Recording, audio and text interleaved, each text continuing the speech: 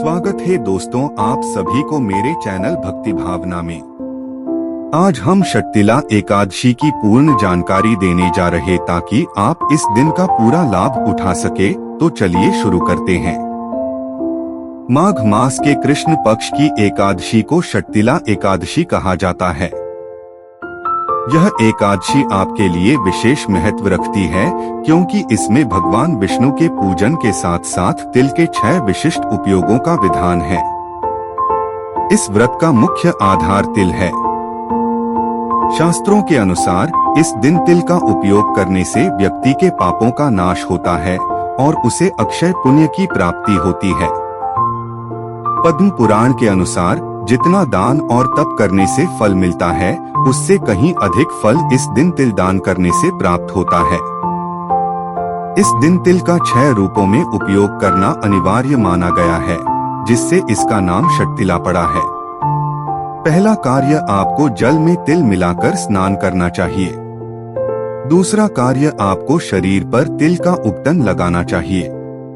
उपटन कैसे लगाएं? तो सबसे पहले 2-3 बड़े चम्मच में सफेद या काले तिल को कुछ घंटों के लिए भिगो दें और फिर उसे पीस लें। इसमें दूध और हल्दी मिलाकर एक गाढ़ा पेस्ट तैयार करें। उपटन लगाने से पहले चेहरे और शरीर को सादे पानी से धोकर पोंछ लें।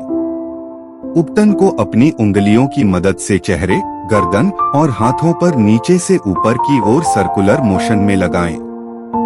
इसे लगभग 15 से 20 मिनट तक लगा रहने दें जब तक कि यह हल्का सूख न जाए। अंत में गुनगुने या ठंडे पानी से स्नान कर लें। साबुन का प्रयोग न करें ताकि तिल का प्राकृतिक तेल त्वचा में बना रहे। तीसरा कार्य आपको पितरों को तिल मिश्रित जल अर्पित करना चाहिए।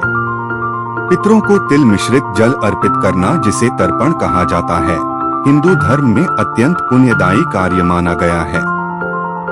तिल, विशेष रूप से काले तिल, भगवान विष्णु का प्रिय देव अन्न है और पितरों को विशेष तृप्ति प्रदान करते हैं। कैसे करें?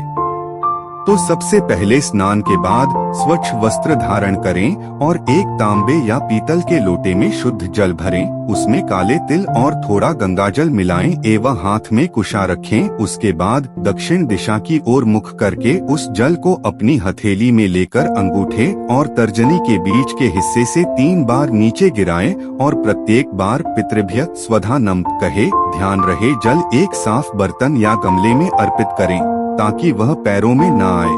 पात्र के नीचे साफ कागज, कपड़े का टुकड़ा या थोड़े तिल बिछा दें। सीधे जमीन पर ना रखें।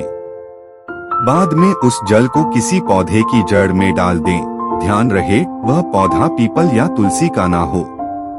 चौथा कार्य आपको हवन में तिल की आहुति देना है। कब करें? सुबह स्नान के बाद या शाम को सूर्यास्त के समय हवन करना शुभ होता है। सबसे पहले जिस स्थान पर आप हवन कर रहे हैं वहां गंगाजल छिड़के।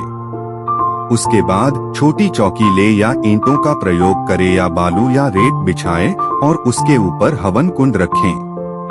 इसके बाद अच्छी मात्रा में काले तिल ले और उसमें शुद्ध गाय का घी और थोड़ा सा गुड़ मिलाकर हविष्य तैयार कर ले और अग्नि के लिए आम की लकड़ी या कपूर या फिर आप गाय के गोबर के सूखे उपलों का उपयोग हवन के लिए कर सकते हैं।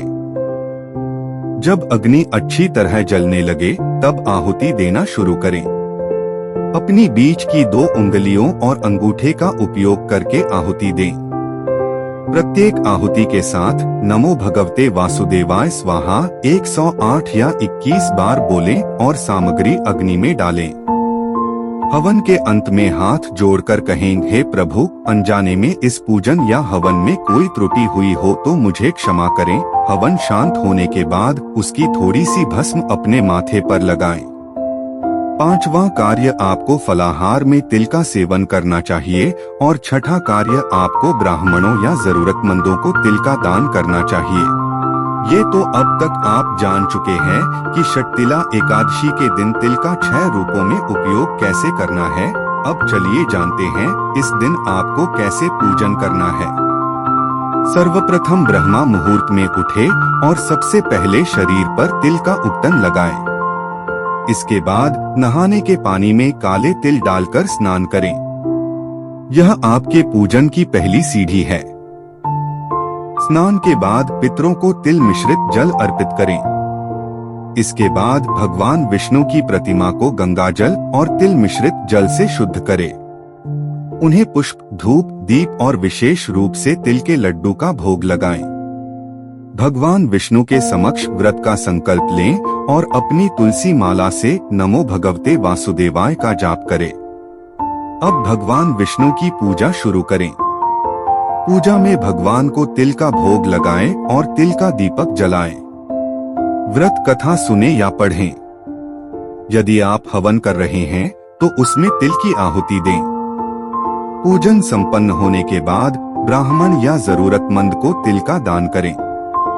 अंत में स्वयं तिल से बनी चीजों का फलाहार ग्रहण करें। रात्रि में हो सके तो भगवान के नाम का संकीर्तन करें।